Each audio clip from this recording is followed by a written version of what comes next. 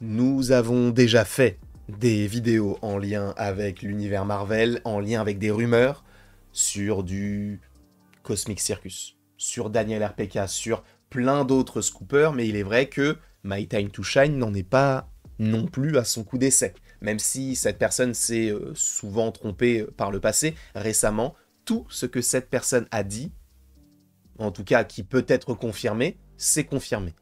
Donc, j'ai envie de dire que oui, cette personne est plutôt fiable. Même moi, j'avais fait l'erreur quand même de suivre cette personne au début et après j'ai arrêté parce que je me suis dit bon là ça fait quand même un peu beaucoup de choses que cette personne dit qui finalement n'arrivent pas. Et finalement, j'arrive ici en vous disant que oui, My Time to Shine est comme les autres scoopers, fiable, mais évidemment avec des faiblesses, des lacunes, comme nous, on est humain, ok? Donc, sachez que cette vidéo ne concernera que des rumeurs lancées par My Time to Shine, et il y a de cela maintenant 2-3 jours, on a 3-4 petites choses plutôt intéressantes, dont notamment une où tu te dis mais pourquoi faire, mais bref, vous allez comprendre très très vite pourquoi. En tout cas, sachez, attention, spoiler, vous connaissez peut-être un petit peu la chanson maintenant, si vous ne voulez rien savoir concernant l'univers Marvel, quittez la vidéo dès maintenant parce que vous risqueriez d'être spoilé. On va commencer, encore une fois attention spoiler, avec un personnage qui devrait faire son apparition très très très bientôt supposément, c'est Hulkling. Alors sachez que Hulkling, si je ne dis pas de bêtises, en gros c'est un Skrull.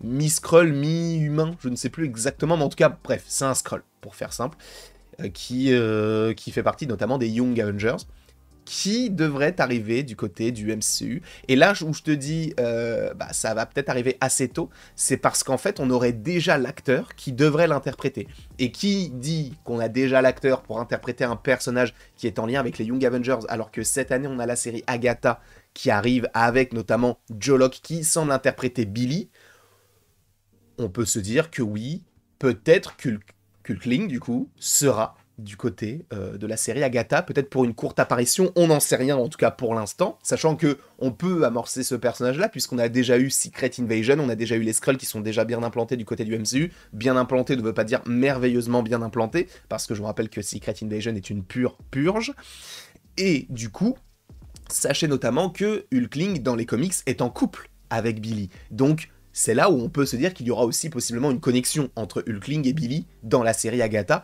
et en plus de ça, comme par hasard, l'acteur qui aurait été choisi selon My Time to Shine pour interpréter ce personnage-là, c'est Kit Connor. Et sachez que Kit Connor joue dans la série Heartstopper, excusez-moi, sur Netflix, avec Joe Locke, donc qui lui de son côté joue Billy dans Agatha, et dans la série ils sont en couple.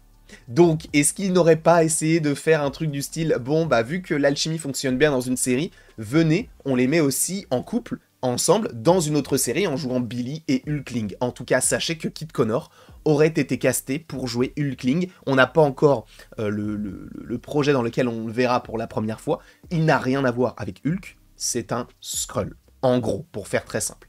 Donc oui, Hulkling devrait bel et bien arriver du côté du MCU. À un moment donné. On va maintenant parler de Kate Shortland. Peut-être que vous ne savez pas qui est cette personne. Sachez que cette personne est tout simplement la réalisatrice du film Black Widow.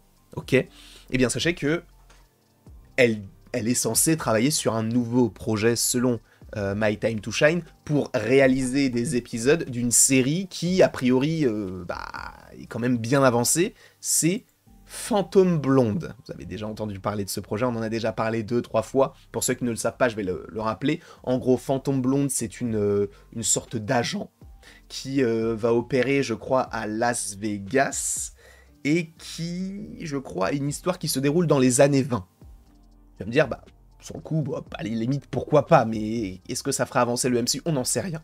Quoi qu'il en soit, ce qui est ressorti, c'est que c'est Kate Shortland qui devrait s'occuper de la réalisation des épisodes. Alors on ne sait pas si elle réalisera tous les épisodes, mais elle devrait participer au projet. Et c'est là où je me dis peut-être qu'il y a une connexion avec Scarlett Johansson. Alors évidemment Scarlett Johansson logiquement ne jouerait pas Phantom Blonde ou Blonde Fantôme parce que c'est un personnage, elle a déjà interprété un personnage et en plus une agente secrète dans le MCU puisqu'elle a joué Black Widow, mais je vous rappelle que on sait que Scarlett Johansson travaille actuellement sur la production d'une série, sachant que là c'est une agente qu'on a en plus Kate Shortland qui est la réalisatrice de Black Widow qui travaille sur cette série-là, et que tu sais que Scarlett Johansson actuellement travaille sur une série dont le nom n'a pas fuité, on peut se dire que elles travaillent toutes les deux sur Phantom Blonde.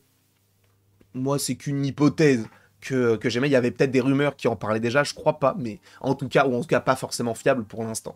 Et donc, c'est vrai que ça peut paraître logique si Kate Shortland, la réalisatrice du film Black Widow, dans lequel il y a Scarlett Johansson, travaille avec Scarlett Johansson, en tout cas elle du côté de la production et Kate Shortland du côté de la réalisation, pour une série qui est en lien avec ce monde un petit peu d'agents secrets. Pourquoi pas? Moi je me dis, ça peut être intéressant, mais en même temps, je me dis, il n'y a pas d'autres trucs à faire, quoi. Enfin, c'est sympa, hein, mais à un moment donné, bon, voilà. De plus, là on va partir sur toute autre chose, on va partir sur ce personnage-là. Alors peut-être que vous le reconnaissez. Sachez que ce personnage est autre que Bushman.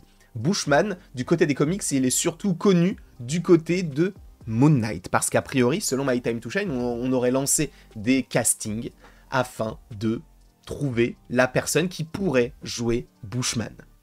Sachez que Bushman, en gros, c'est un mercenaire qui engage Moon Knight. Et vous savez, quand Moon Knight, enfin en tout cas Mark Spector, quand il est en Égypte, juste avant de rencontrer Khonshu, vous allez dire, j'ai dit Khonshu, mais parce qu'il y a le K et le H, mais on peut dire Khonshu si vous préférez. Mais j'aime bien dire Khonshu, parce que c'est le K et le H, donc ça fait R, mais bref.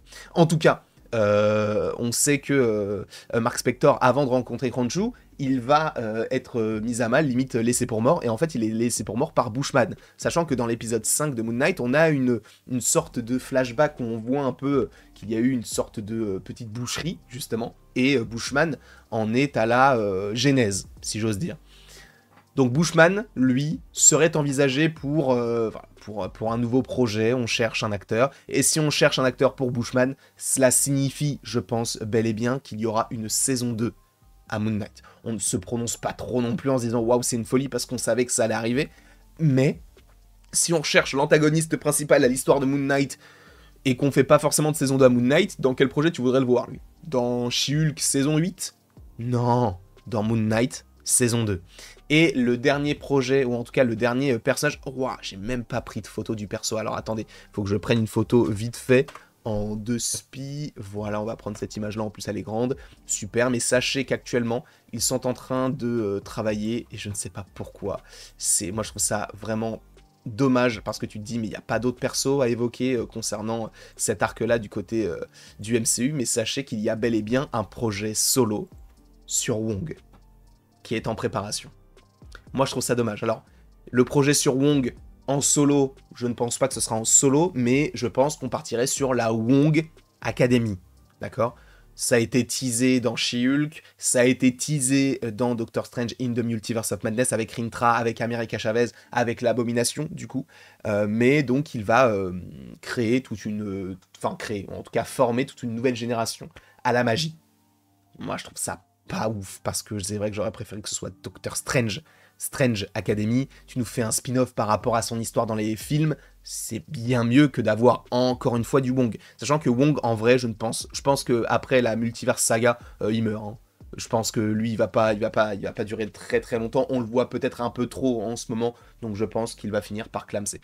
En tout cas, je ne dis pas que je l'espère, mais en même temps, faut voir du Doctor Strange à un moment donné. En tout cas, je vous remercie beaucoup d'avoir été présent devant cette vidéo, n'hésitez pas à l'aimer, à la partager, à la commenter, à vous abonner si ce n'est pas déjà le cas. Et après tout ceci, il ne me reste donc plus qu'à vous dire à la prochaine pour la prochaine. Et encore une fois, merci beaucoup à vous. C'est, que dis-je, toujours un plaisir de pouvoir vous proposer un petit peu de contenu autour de tout ça, quoi. C'est un pur plaisir.